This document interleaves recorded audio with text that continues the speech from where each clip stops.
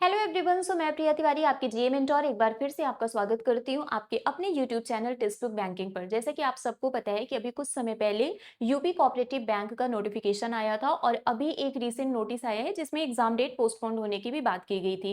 तो next exam इसका कब हो सकता है, क्या एक्सपेक्टेड डेट है और सेफ स्कोर क्या हो सकता है, इन सबके बारे में हम डिटेल में डिस्कस करेंगे। बट सबसे पहले एक बार जल्दी से आप लोग वीडियो को लाइक करके अपना डिजिटल अटेंडेंस मार्क कर दो और सेशन को शेयर कर दो सो दैट मैक्सिमम स्टूडेंट्स हमारे साथ कनेक्ट हो सके।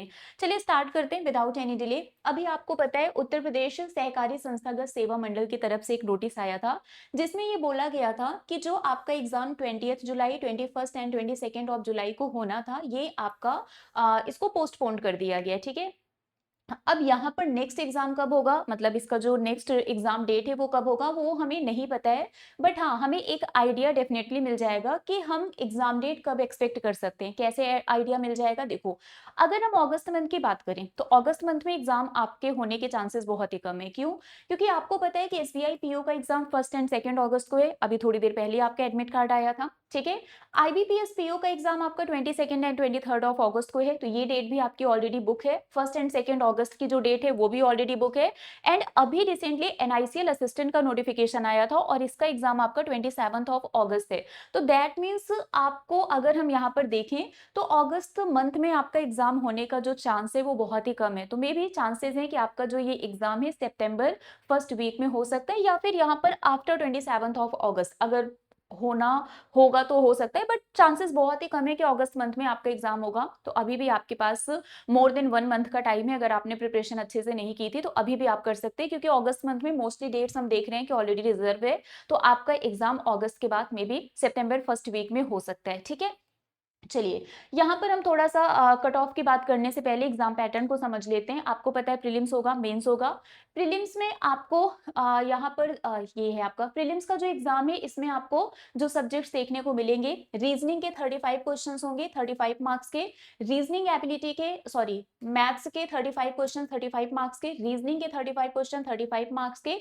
हिंदी और इंग्लिश ऑप्शन नहीं है यहाँ पर, हिंदी और इंग्लिश दोनों है क्योंकि यहाँ पर एंड लिखा हुआ है। तो हिंदी और इंग्लिश के 20 क्वेश्चंस होंगे 20 नंबर के, और कोऑपरेटिव के 10 क्वेश्चंस होंगे 10 मार्क्स के, मतलब टोटल 100 क्वेश्चंस होंगे 100 मार्क्स के। और यहाँ पर आपको टाइम मिलेगा 90 मिनट का। ठीक है, 90 मिनट का टाइम यहाँ पर आपको मिलेगा। इसके बाद हम बात करें मेंस की, तो मेंस में आप देख सकते हो रीजनिंग के 20 क्वेश्चन है 20 मार्क्स के, मैथ्स के 20 क्वेश्चन है 20 मार्क्स के, जीए के 15 क्वेश्चन है 15 मार्क्स के, कोऑपरेटिव 15 क्वेश्चन 15 मार्क्स के, हिंदी और इंग्लिश ये 10 क्वेश्चन है 10 मार्क्स के।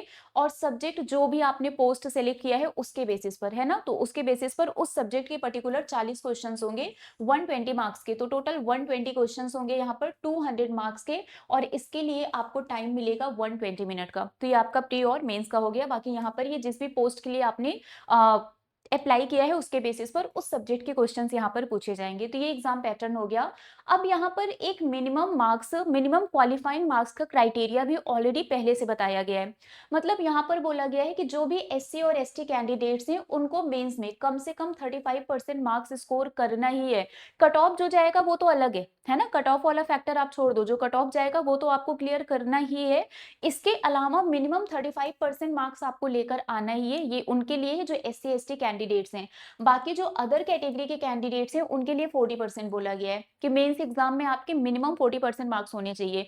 तो ये मिनिमम क्वालिफाइंग मार्क्स जो है आपको ये भी क्वालिफाई करना है, प्लस आपका जो कट ऑफ जाएगा वो भी आपको क्वालिफाई करना है। ठीक है।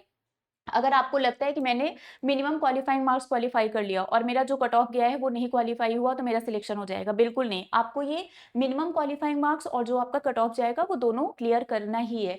अगर हम एक एक्सपेक्टेड कट ऑफ की बात करें तो प्रीलिम्स में जनरल के लिए 70 टू 78 जा सकता है, क्योंकि इसका जो पेपर का लेवल है ना, अगर हम बात करें कि पेपर का लेवल कैसा होता है, तो जैसे हमारा आरआरबी क्लर्क का एग्जाम होता है बैंकिंग में, बिल्कुल उसी लेवल का, मतलब पेपर बहुत ईजी आता है। तो अगर पेपर ईजी है तो आपका कट ऑफ भी हाई जाएगा। ठीक है। तो जनरल के लिए हम एक्सपेक्ट कर सकते हैं 70 टू 78, ओबीसी 65 टू 74, मतलब इस तरीके से आप देख सकते हो अलग अलग कैटेगरी में।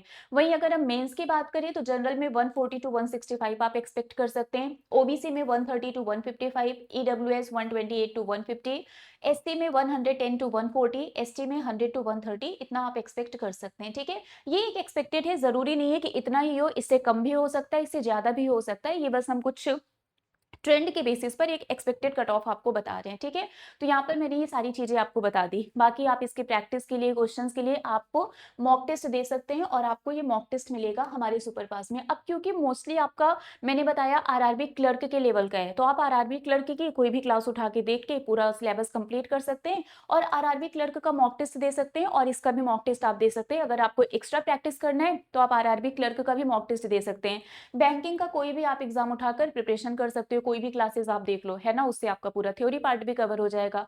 तो सिंपली आपको सुपर पास में एनरोल करवाना है। इसमें आपको live classes, recorded videos, study notes, previous year paper, mock test सब कुछ मिल जाएगा हर एक एग्जाम के लिए। तो अगर आप इसकी तैयारी कर रहे हैं तो आपको मॉक टेस्ट भी यहाँ पर मिल जाएगा, क्लासेस आप कोई भी देख सकते हैं, ठीक है? आपको करना क्या है, इस बैच में एनरोल कैसे करवाना है, मतलब सुपर पास में कैसे एनरोल करवाना है, इसी वीडियो के डिस्क्रिप्शन बॉक्स में जाना, आपको सुपर पास का लिंक मिलेगा।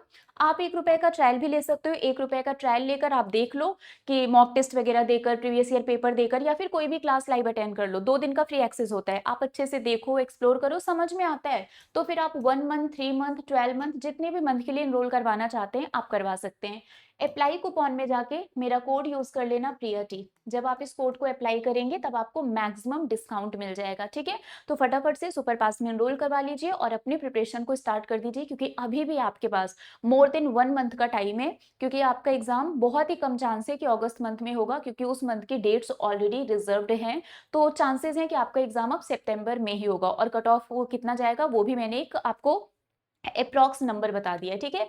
स्टिल अगर आपको इस एग्जाम से लेकर कोई भी कंफ्यूजन है, कोई भी डाउट है, तो नीचे कमेंट बॉक्स में मुझे बता देना। आपकी हर एक क्वेरी को हम रिजॉल्व करेंगे। तो अभी के लिए फिलहाल बस इतना ही है। मिलेंगे आपसे ऐसे ही किसी और अपडेट के साथ। Till then bye bye guys, take care, thank you so much.